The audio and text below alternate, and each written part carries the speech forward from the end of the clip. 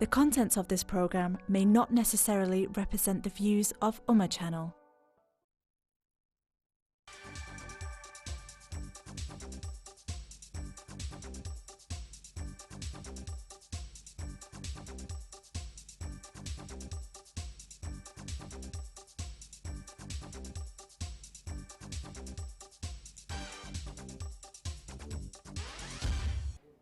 Good evening, it's Mohammed Shafiq with Debate Night live from the studios of Ummah Channel. I hope you're well. It's been a very extraordinary, difficult few days for the Middle East, and particularly in Iraq. On Friday, early hours of Friday morning, the United States military targeted Qasem Soleimani, the United States' most revered enemy, according to President Donald Trump. He was targeted in a convoy as he arrived at Baghdad airport. He was killed along with other local Iranian-backed militia leaders. That set off a real story in the Middle East about how and when the Iranian government would respond to the killing of its most important military commander. Qasem Soleimani body, or what was left of it, was brought Iran in the last few days. He was buried in the early hours of this morning, and at the same time as he was killed, 1:20 Iranian time, the Iranian military sent cruise missiles towards US and coalition bases situated in Iraq. Let me give you those bases. It was the Ain al-Assad base in the Anbar province and a base in Erbil on Wednesday morning. And that then escalated into a war of words between President Trump and the Iranian President Hassan Rouhani, and most importantly, military strategists saying that the Iranians had deliberately missed any target that would have affected US troops or Iraqi forces in them joint bases. This was Iran sending a very clear message to the United States that it would not tolerate further attacks against its country, that it was prepared and ready for war. And as those missiles left, the interesting thing is they didn't come via militia or third parties, as some in Western media claim would happen. They actually came from Iranian territory, fired from within Iran towards the direction of Iraq.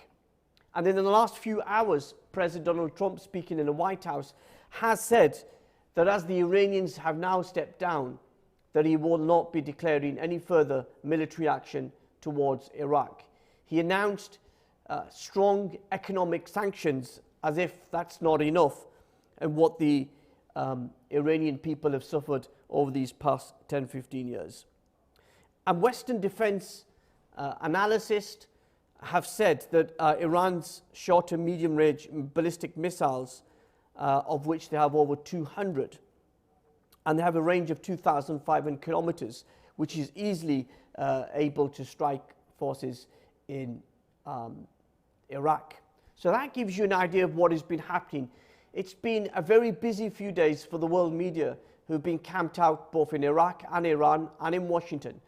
And in the last few hours, as I said, President Trump has already set out the American response and really said it's time for Iran and the United States to work together against their common enemy, which is ISIS, which may have been defeated in terms of territory, but as yet hasn't been defeated in terms of its ideology or its capacity to cause harm through terrorism.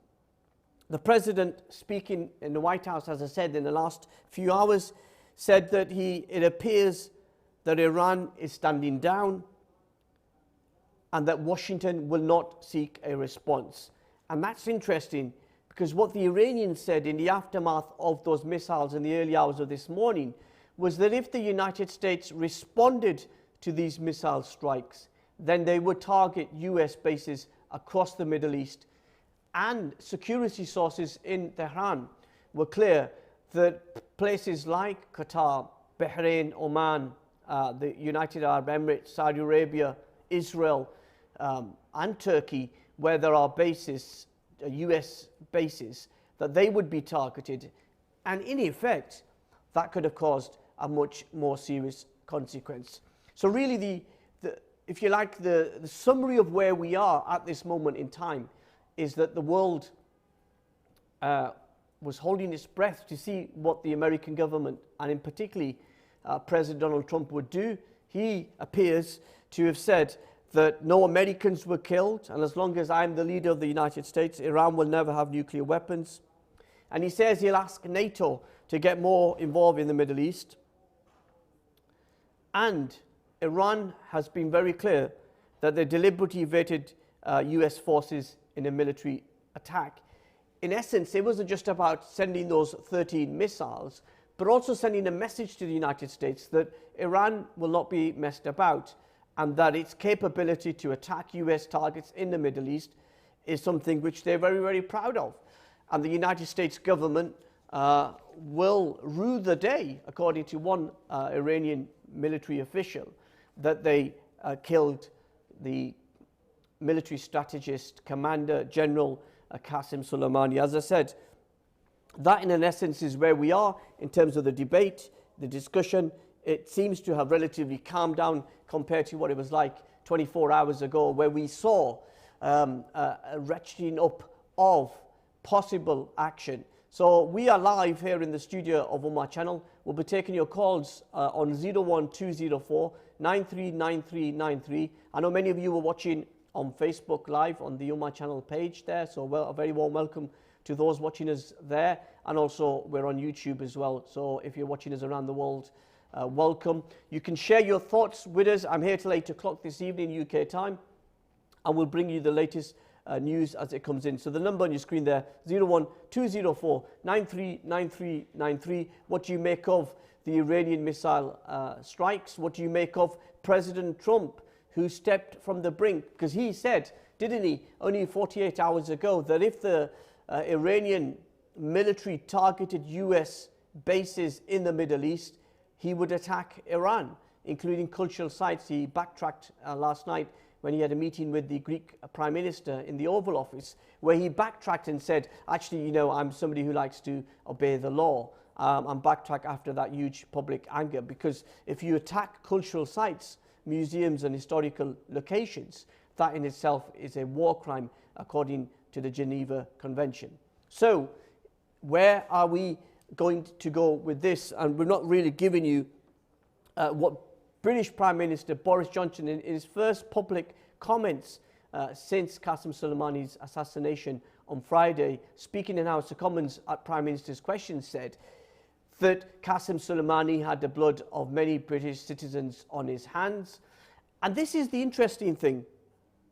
People have lionized and people have made Qasem Soleimani into a martyr, as a huge figure who defended the Muslim Ummah. Let's not forget some of the things that Qasem Soleimani was responsible for.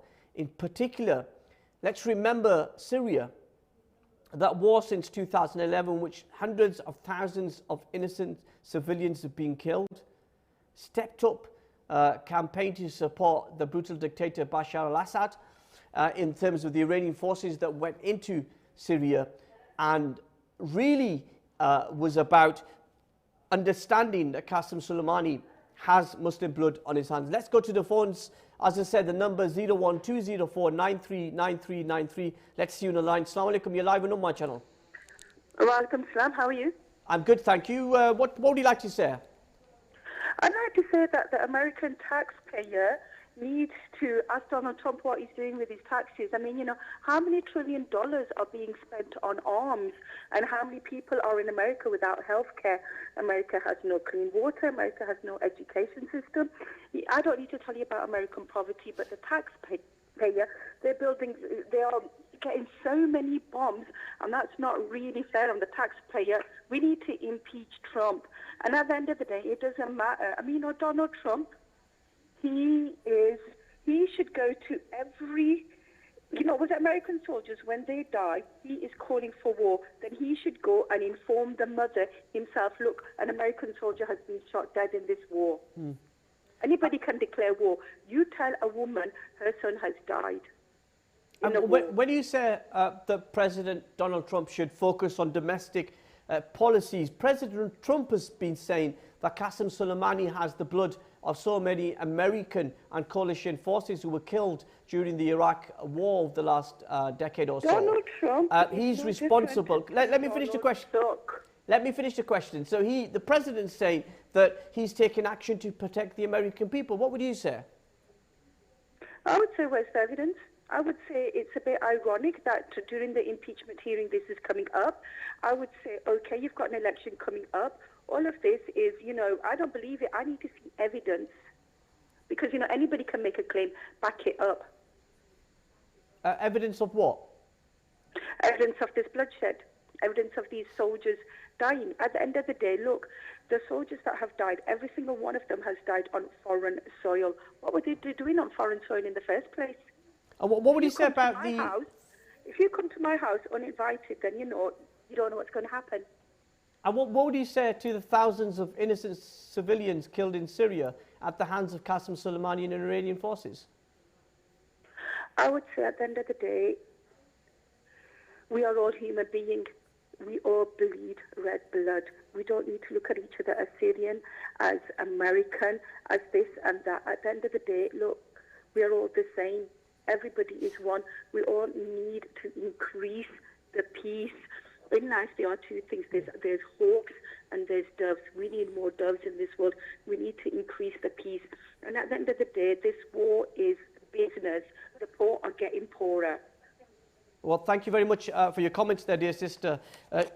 Really expressing the concern, if you like, of many people out there who think that US presidents, when they're subjected to...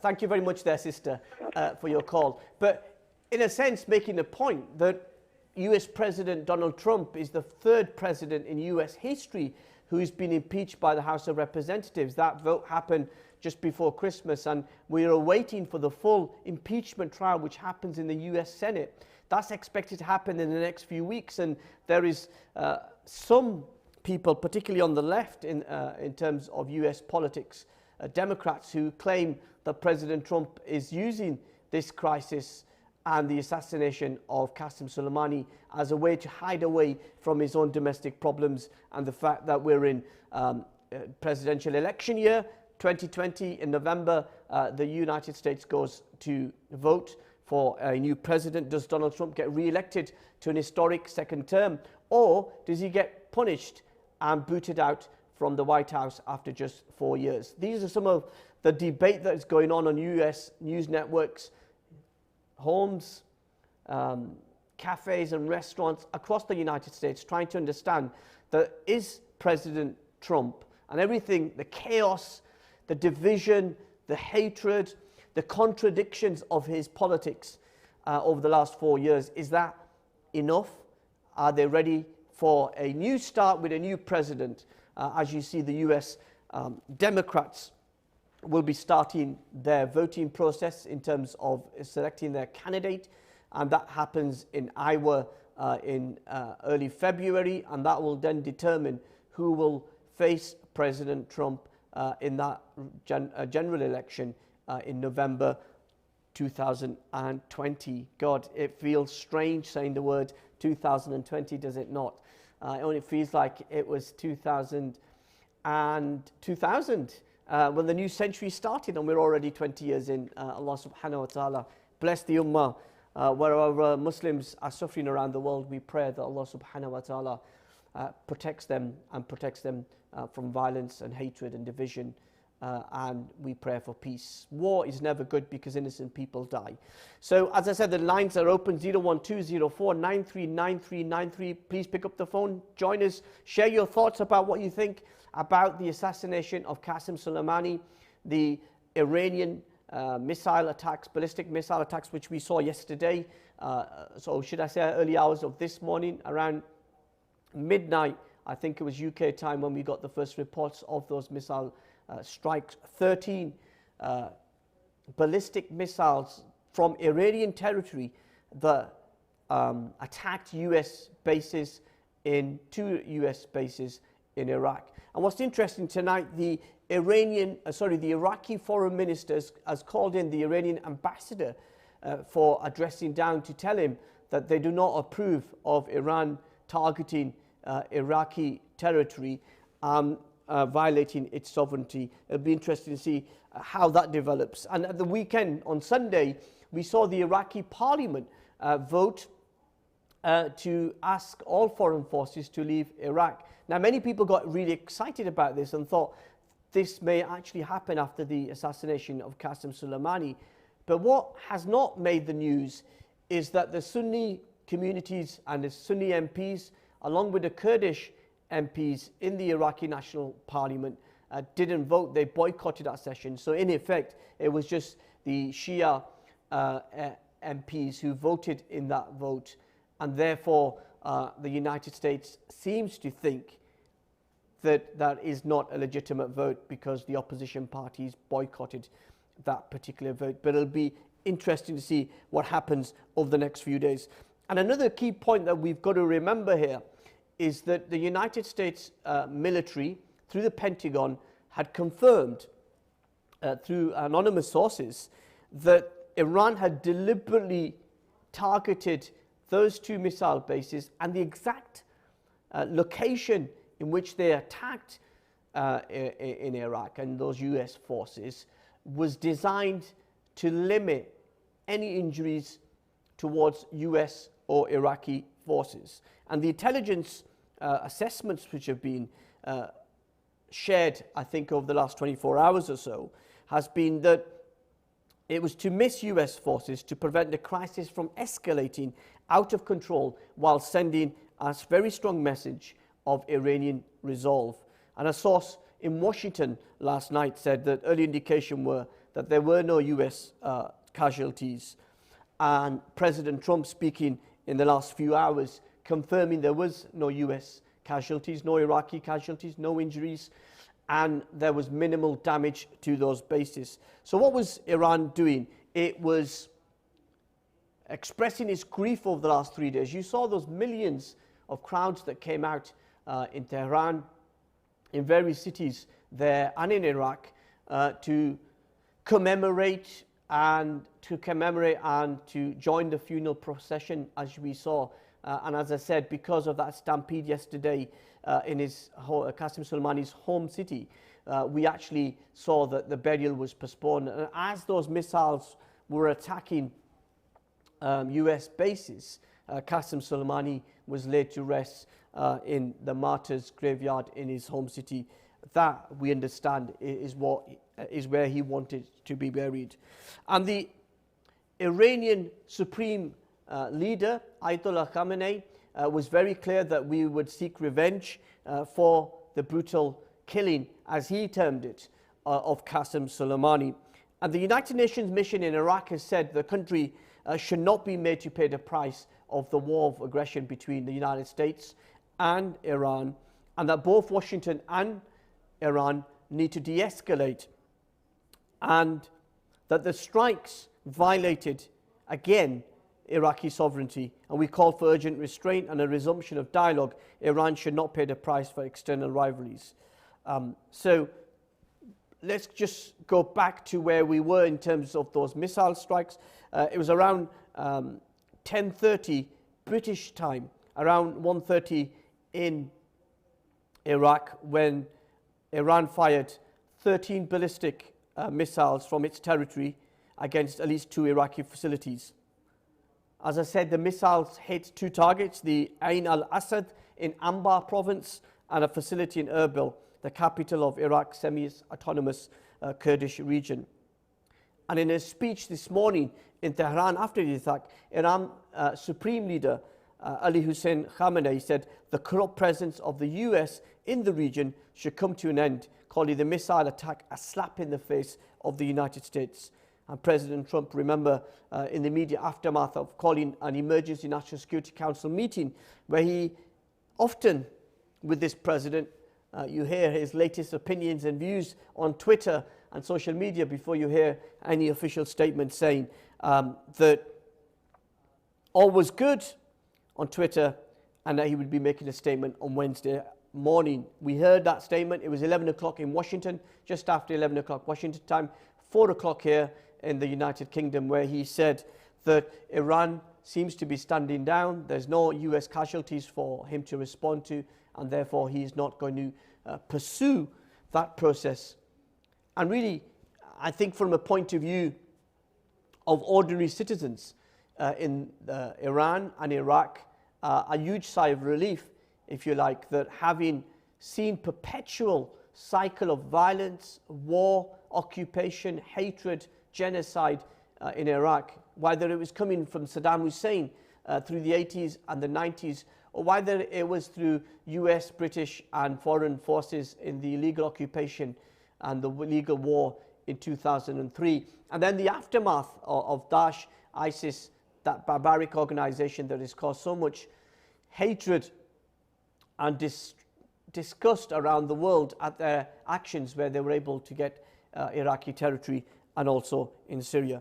And as I said, let's remember that Qasem Soleimani, the Iranian general who was assassinated, he, as I said on Friday, is not a saint. He's not, I would argue, a martyr, because he's somebody who has, no doubt, the blood of so many innocent civilians in Syria. Remember when Bashar al-Assad was facing those protests in the midst of the Arab Spring, as the people rose up for their rights and for their voice, for freedom, for justice, for human rights, for dignity, that he called, President Assad called on the Iranians to support him. And we saw, did we not, that the Iranian forces joined Assad to stop that uprising. And as a direct result of that operations, Iranian operations, thousands of innocent civilians lost their life, as they are doing now, as the Russians came to back up Assad as well. So I'm not saying that Qasem Soleimani is completely innocent, but I'm saying that he's got a checkered past. But that never justifies the killing of a foreign military general in a third country.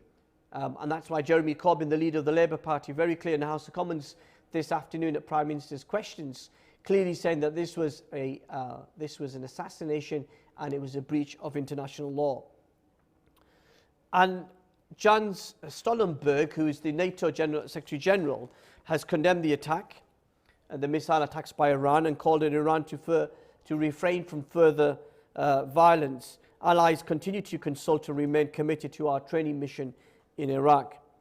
And a NATO official said there had not been any casualties as a result of that, but their training of US forces, including the 400 British military personnel who are also in Iraq, were in a training capacity, training new Iraqi forces to go and fight ISIS and terrorist entities. That had been stepped back, and primarily those 400 troops joined US troops in protecting those bases. Most of the troops, British troops, are at Camp Tija, as you pronounce in Arabic, but Tija, as the Americans would say. And the Kuwaiti government, what was interesting this afternoon, that the Kuna news agency, which is the Kuwaiti news agency, put out a statement saying that all US military forces would be withdrawn immediately.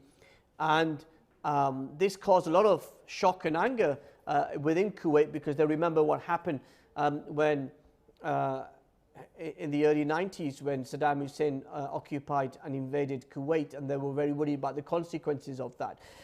But the Kuwaiti government has said that their news agency website was hacked, and that statement is factually incorrect. The US forces remain in Kuwait.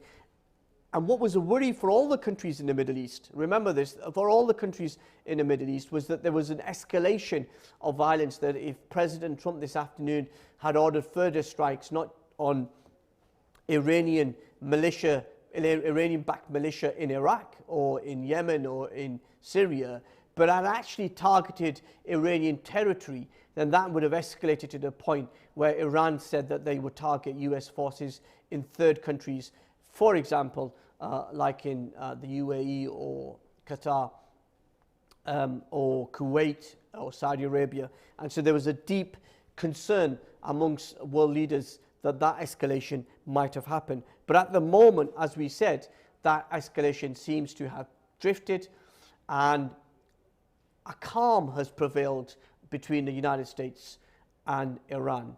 Iran has said that this is not the first set of strikes. I think in terms of the military strikes, the missiles, I think it's concluded now, but I'm sure that they say themselves, not from me, but from Iranian officials and ministers and members of their regime, that they will continue to seek out opportunities to strike American forces and get justice for their slain Qasem Soleimani. And I suppose the cycle of violence that you see, at the heart of all of that is the Iraqi people. And as I said, we're live on Ummah channel. We're taking your live calls on 01204 939393. We'll get some tweets as well coming in as well, which we'll want to share with you. But obviously, which is often the case when you have a live situation, as we saw in the early hours of the morning, a lot of misinformation and a lot of lies and fake news was sent around social media to scare people possibly. But thankfully, the important thing is that this particular aspect of the struggle, if you like, between the United States and Iran, which has always been a pseudo war that goes on, whether that's in Syria, whether it goes on in Iraq, or we see in Yemen as well. And in Yemen, it's the similar situation, is it not? That we actually see US forces, along with the Saudis and the Emiratis, supporting the Yemeni government, while the Iranians backing the Shia minority there. And a lot of violence and division and killing and suffering and human rights abuses have been seen in Yemen. And what we've got to say, as the Ummah, speaking here on Ummah channel, is that what will it take for the Muslim world to understand that violence, hatred, division is something that we should reject, that we should be for the sanctity of human life and dignity, and that an escalation of violence in the Middle East affects the whole world. We saw, did we not, in the immediate aftermath of those missile strikes, the price of oil going up, the issues around currencies and the share prices of multinational companies also going up. But the interesting thing is that President Trump is very quick in being boastful, if you like, on Twitter. This is the first Twitter presidency. Yes, President Obama was very active on Twitter, but in his sense, it was very much about using Twitter as a way to communicate what his policy was, or what his position was, or what his reaction was. President Trump generally tends to set the scene for the day. We spent the last 2-3 years, have we not, talking very much driven, if you like, the news agenda driven by what President Trump says on Twitter. As I said, we're live on my channel. We're reacting to what has been a very difficult few days for the people of the Middle East. We saw that in the early hours of Friday, Qasem Soleimani, the Iranian general, and their most important, in many cases, people in Iran saying he was the second most important person behind the supreme leader, Ayatollah Khamenei, in terms of his power and influence. He was the head of the Al-Quds force, which is the external forces that operate across the world. And there was real worry that would the Iranians seek to attack United States and its allies via third forces or militias or other outfits in the Middle East. But Iran wanted to send a very clear message. They didn't want confusion about their response. They wanted the United States to know that those missile strikes came from them. So they launched them from Iranian territory and not via third parties.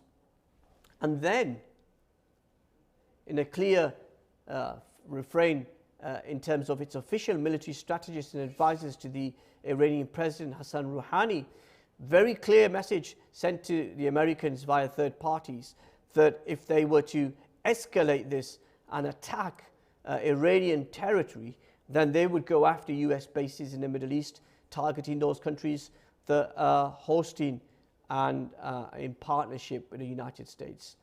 And for about a few hours last night, people thought that we may have seen a possible new war in the Middle East. But the United States and Iran both recognize that an escalation of violence in the Middle East doesn't just affect the Middle East, it doesn't just affect those countries, it actually affects the world. And we see that in the response and the speed in which world leaders have been trying to de-escalate the situation and calm both sides down. President Trump, on the other hand, is somebody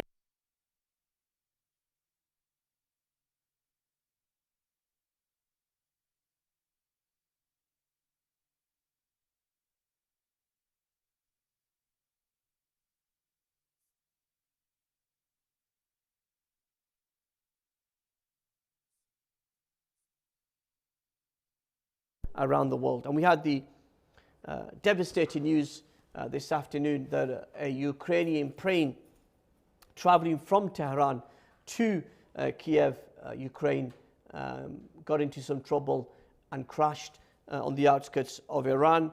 We know there were about 180 passengers, including staff on board, 176 people on board, and there were no survivors.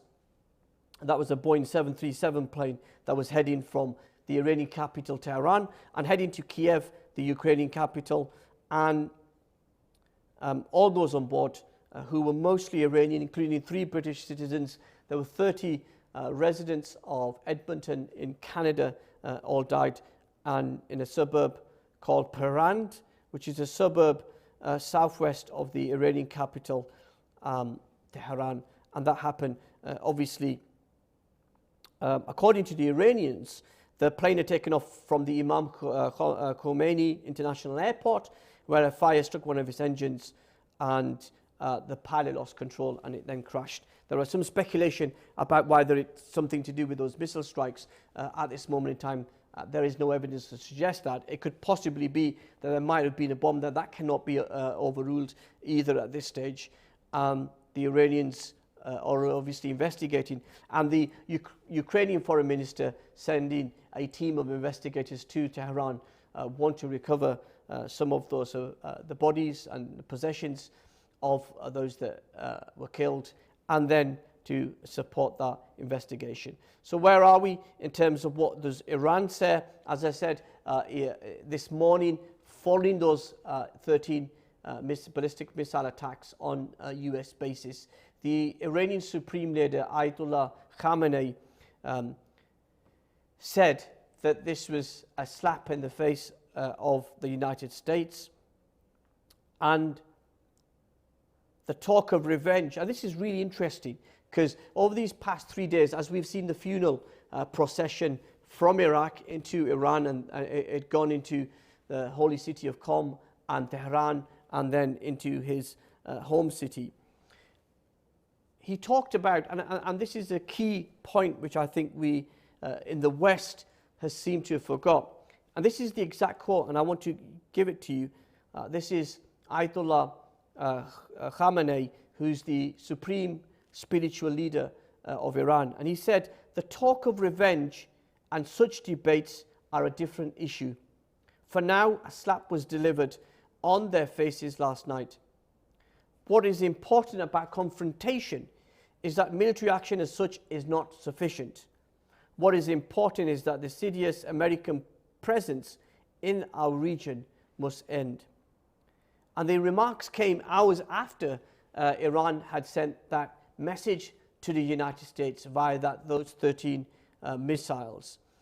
And the killing of General Qasem Soleimani and Abu Mahdi al-Muhandis, who was the head of the Iranian black militia fighting ISIS in Iraq. And Ayatollah Khamenei said, Iran is quite equipped with the face of the global bullying powers. It's a very blatant mistake that some people think if they take a step back, the Americans will stop their hostility. Some people say, and even write in newspapers, I wonder who he's talking about there, that we should act so that America does not get angry. This is absolutely wrong. This is contrary to the Quranic commandment. He said the overriding responsibility of the masses is to discern their enemies. And I'm firmly saying that the enemy is America, the Zionist regime and the arrogant apparatus of corporation and institutions. He says they brought war, sedition and destruction on the region and wherever they have put their foot on. This must end. The region does not accept the American presence. Governments emanating from their people do not accept this. And really, he kind of hails the vote of the Iraqi parliament asking for the US troops to leave. As I said earlier on, we've got to be very careful with that because the opposition parties, and particularly, you remember that the Iraqi constitution is divided so that the president of Iraq has to always be somebody from the Kurdish community. The speaker of the Iraqi National Parliament has to be a Sunni, and the prime minister usually has to be a Shia.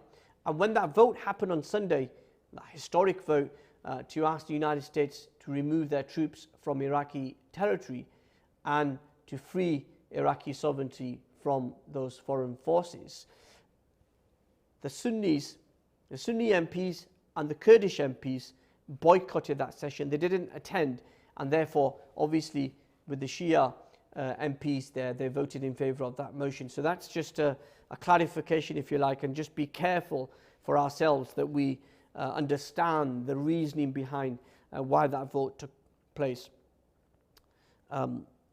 So we have to be very careful with that in terms of how we handle that.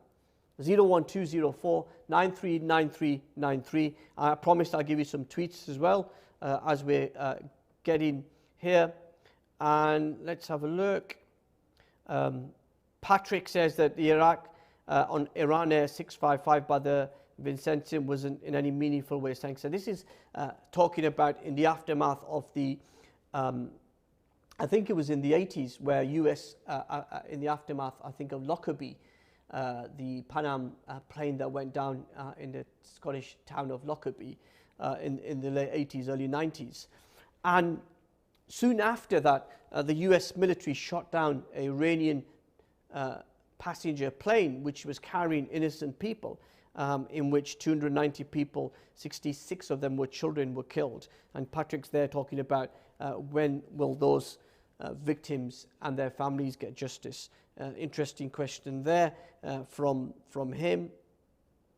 And what was interesting last night, there were reports, and I possibly tweeted it. I did tweet it possibly. I did tweet out that there were reports, reliable reports from various news agencies in the Middle East that the Camp Taji, which is where the British forces and the New Zealand forces and other coalition for military personnel are based, was attacked. But obviously there were conflicting reports about that, and we were getting conflicting reports, if you like, from British officials here in the UK who weren't able to confirm or deny that. And then we've got confirmation from the base that there were sirens that were launched in the base, telling people who live in the base that there's potential missiles coming in, and they had to go to a safe location. It turns out that that was inaccurate and that there were no missiles coming in, but the alarm was set for that in terms of making sure that the people were safe. I'm just going through my Twitter feed. Let's see what some of them are quite reasonable and some comments are not very reasonable. Mark says, President Trump protecting America and American soldiers. He's my president, he says. Corley says it would be a really good time now for the New Zealand Labour Party and Jacinda Ardern, who's the Prime Minister there in New Zealand, to get our troops out immediately and bring them home safely. Let me just give you, Susie says it's time, talks about the Taji base there again. She says that we want to see our troops home. Others saying, really, that if somebody there, Chesa Declan, I think, says that if you really wanted to that this was I think Chesa, sorry, is an American, And he says, why are you targeting American targets? Just target Donald Trump's business interest. I don't think that that would be an interesting thing. Let me just give you a couple of more before we quickly move on to about what happens now. S.K. Holly says, expect the unexpected from the American criminals. There were talk last night, for example, that people were saying that Russian President Vladimir Putin was still in. Remember, yesterday he was on a visit to the Syrian capital of Damascus, and there are reports that he was actually in Syria, still in Syria, when these strikes were going on. But that was later Moscow and his office, President Putin's office, confirmed that he wasn't actually in Damascus. He'd moved on and he was in Istanbul waiting to meet President Erdogan. Sorry, I'm just going through this. Let me see if I can get you a couple of more. But let's see.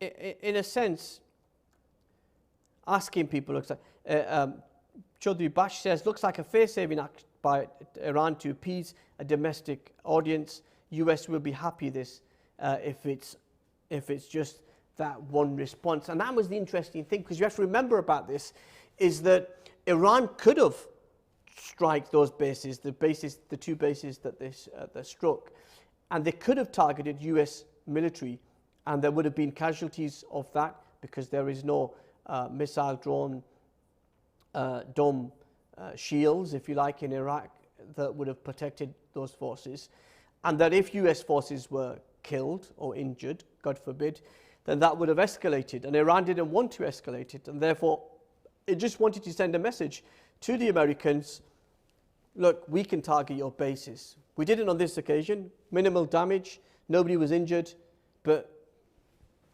don't be mistaken to think you can come and attack us. And that message was sent to the United States. And in essence, President Donald Trump, who stepped back from his earlier rhetoric, where he said he had identified 52 Iranian targets, including cultural sites, and that if the Iranians targeted any US military bases, this was on Sunday when he said if they targeted any US interest in the Middle East, that he would hit them, and hit them hard. He obviously didn't, and common sense prevailed. Because, as I said earlier, war is never good. War is evil. And, human life, as I said, is very sacred. And we must do whatever we can to protect human life. And Qasem Soleimani, the great military strategist and general for the Iranian people, you saw how much love and respect there was for him. And in a sense, by assassinating him, he's brought the Iranian people together.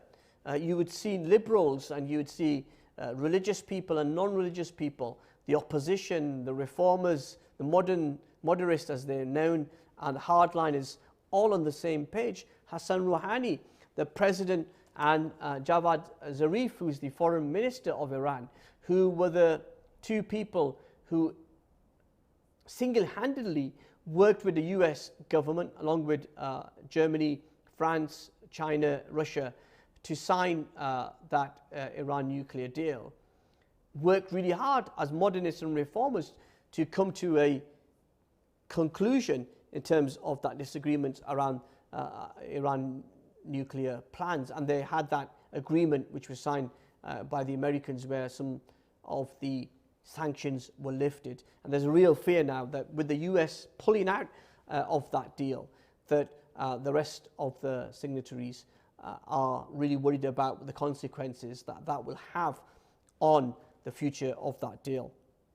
And really, in making sure that if you look at the reaction of what has happened to these, the brutal assassination of Qasem Soleimani and the aftermath in terms of military aspect and the instability in that region, that there is a real concern that entities like Al-Qaeda or Al-Shabaab or in Middle East, ISIS and Daesh could potentially use this as an opportunity to strike back and try to re-establish their discredited and barbaric control of territories. And that, in essence, is another strange part of this whole saga, this whole story that we have to understand. That when the Iranians who were in Syria to support Assad, and as I said, many thousands of innocent Syrians were killed at the hands of Assad and supported by the Iranian forces, which were led by Qasem Soleimani. And when they battle to take on ISIS, because remember they had vast territory in Syria and Iraq, and when they wanted to defeat ISIS, it was the Iranian forces on the ground working with militia and local forces that helped defeat ISIS. And it was US and coalition planes that provided the air cover from the skies to those local forces to defeat ISIS. So they were on the same side. Iran, the United States, sworn enemies of decades. The Iranians called them the big Satan and the big bully of the world. And the Americans said that Iran is a supporter of terrorism and division and hatred around the world. On the same side. They were on the same side. And interestingly, President Bush speaking in the last few hours saying that let's go back to when we were actually on the same side, defeating our common enemy, ISIS. And he's called for further negotiations, not just on the Iran nuclear deal, which he wants to renegotiate, but actually to see how Iran and the United States can come together. It'd be interesting to see what happens around that. We've probably got about 5 minutes left of the show, and in essence, let's just give you an overview of what actually, where we are now. We know now that there won't be any United States or coalition response to those missiles which Iran fired onto those US bases. President Trump, speaking, as I said, in the last few hours, said he thinks and he knows that the Iranians have stepped back and therefore the United States will not respond, because he said his job and his threat was based on US casualties or injuries or fatalities or US interest being attacked. And therefore, as there's been no deaths, there's been no injuries, that he feels that he doesn't have to respond. We've got about 5 minutes. We're taking your calls as well on this, 01204 939393. Let's go to the lines. Assalamu alaikum, you're on my channel. Hello, assalamu alaikum. Mera naam Daslama. Hello, where are you calling from, sir? Young man. Where are you calling from? I've traveled all through Iran. Okay. Iran, Turkey, and Pakistan. ਇਹ ਸਾਡੇ ਹਮਸਾਏ ਆ. They are beautiful people. ਹਰ ਇੱਕ ਇਨਸਾਨ ਦੂਸਰੇ ਇਨਸਾਨ ਦੇ ਨਾਲ ਮੁਹੱਬਤ ਨਾਲ ਰਹਿਣਾ ਚਾਹੁੰਦਾ ਹੈਗਾ. ਜੀ. ਇੱਕ ਸ਼ੈਤਾਨ ਆਉਂਦਾ ਹੈਗਾ, ਉਹ ਤੁਹਾਡੇ ਵਿੱਚ ਅਲੈਹਦਗੀ ਕਰ ਦਿੰਦਾ. ਕਈ ਵਾਰੀ ਮੀਆਂ ਬੀਵੀ ਦੇ ਨਾਲ ਅਲੈਹਦਗੀ ਕਰ ਦਿੰਦਾ. ਇਸੇ ਤਰ੍ਹਾਂ ਹਮਸਾਏ ਦੇ ਨਾਲ ਅਲੈਹਦਗੀ ਕਰਦਾ ਹੈਗਾ. ਇਹ ਸ਼ੈਤਾਨ ਜਿਹੜੇ ਹੈਗੇ ਨੇ ਨਾ, ਇਹ ਸ਼ੈਤਾਨ ਜਿਸ ਤਰ੍ਹਾਂ ਅੰਗਰੇਜ਼ਾਂ ਨੇ ਡਿਵਾਈਡ ਐਂਡ ਰੂਲ ਕੀਤਾ ਸੀਗਾ ਨਾ, Pakistan, India, divide and rule. This is still taking place. This is what we have to worry about, and this is what we have to tackle. Assalamu alaikum. Wa alaikum salam. Thank you so much, there, brother, saying that in essence the West are responsible for dividing the world. Well, if you go back into history, into the early parts of the 20th century, when the Ottoman Empire collapsed in 1923, and the Middle East was carved out into different countries by Western countries like the United Kingdom and France and the United States. And a lot of the problems that you see in the Middle East, the division, the sectarian divide that you see, is primarily down to what happened in there. If you look at the 70-year struggle of the Palestinians to get their freedom and an end to the occupation by the Israeli government and Israeli state, that what happened as a direct result of the Balfour Declaration that said that there should be a home for the Jewish community and Jewish people in the Middle East, disregarding the fact that the Palestinians were there as well. And over 70 years they've been struggling to get their independence and have their own freedom. The Palestinians here, the Israelis would argue that they have been subjected to terrorism and oppression at the hands and killing their citizens, of innocent civilians have been killed at the hand of terrorists, and that they won't negotiate like that. And there's a lot of, it's complicated, I know it's complicated, but the essence is that that goes back, not just something that happened in the last 5 years, it's something that happened back in the last 100 years, where those countries were divided, as we saw in India and Pakistan and Bangladesh and South Asia, also being divided in the aftermath of World War II. We, as Muslims, have an opportunity to really think about where we are. And as I come to the end of the show, I just want to really share my thoughts about where we are. The assassination of Qasem Soleimani, military commander, whether you liked him or you loathed him, the killing of him in a third country, in Iraq, was something which was, I believe, against international law. Qasem Soleimani is not a saint. Let me be very clear about that. Qasem Soleimani was responsible for the killing of thousands of innocent civilians in Syria. He is responsible for supporting a continual cycle of violence in Yemen, in which thousands have been killed. There are millions are malnourished and suffering the indignity of war that we see in Yemen. And we see it in Iraq. Iraq has become a military playground for the West following 2003 occupation, to have their pseudo wars that we see in this country. If you want a stable, secure Middle East, then you would argue that foreign forces that are based there that are playing games, political games, with the lives of so many innocent people. War is never good. War is evil. Innocent people die. We've seen it in Kashmir, the struggle for their freedom, 70 years of struggle, yet still they live under occupation and hatred. And we've seen images from India with the citizenship bill, which has discriminated against Muslims, and the protests that we've seen and the violence that we've seen towards them from the Indian authorities. Can you imagine what's going on in Kashmir, where we don't have any access to footage or the internet or mobile connectivity to find out what is life really like for the Kashmiri people? And so all the way around the world, Muslims are suffering. We're suffering because, one, we don't have the right leadership. We have the vision. We have the best vision.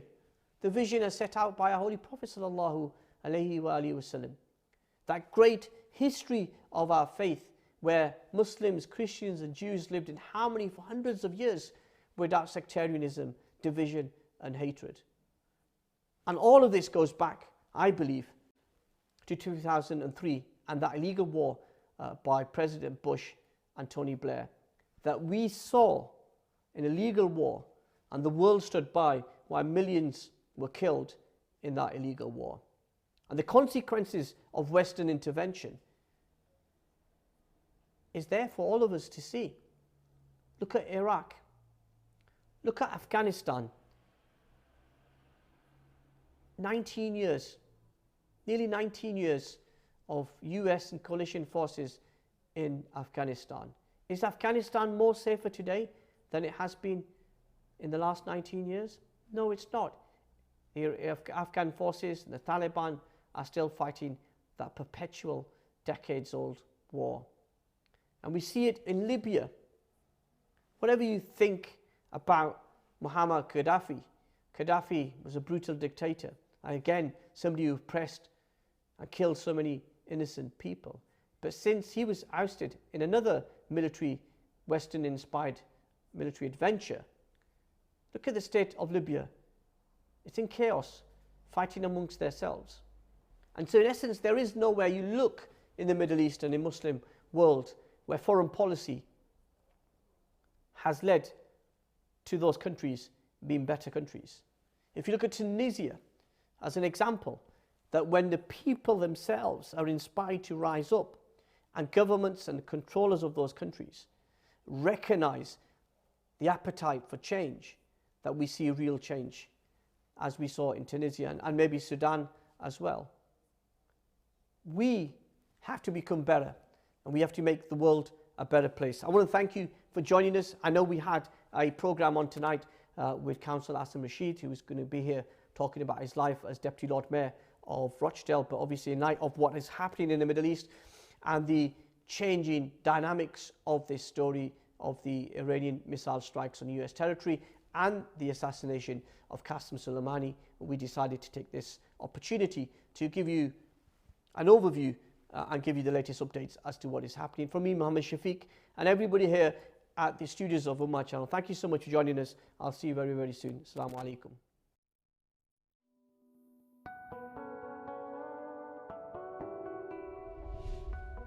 The contents of this program may not necessarily represent the views of Ummah Channel.